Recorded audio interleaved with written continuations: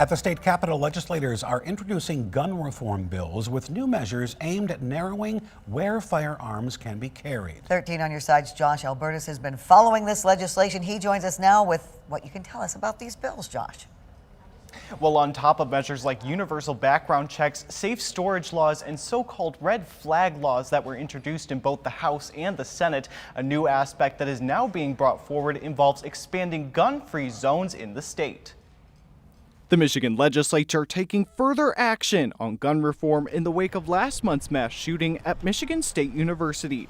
A pair of bills introduced in the State House would prohibit both concealed and open carry of firearms in any building owned or leased by the state. Representing much of MSU's East Lansing campus, State Representative Julie Brixey spoke to community members just days before introducing one of the bills, highlighting what she felt was a need for the measures. I wish that we had taken the issue of gun control seriously the first time a mass shooting had happened.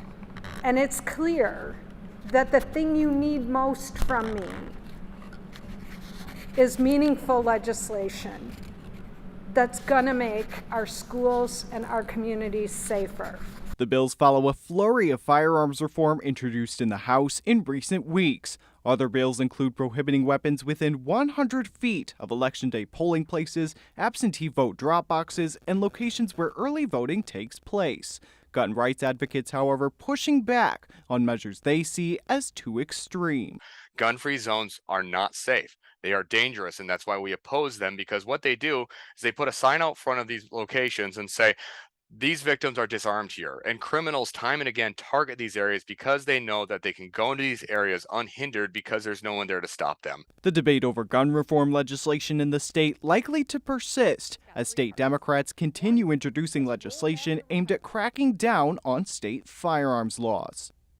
Now, we did reach out today to the offices of Representatives Cynthia Neely and Julie Brixey, who sponsored those two bills. Neely's office did not respond to that request for an interview, and Brixey was unavailable for comment. The bills have been referred to the House Judiciary Committee for further consideration.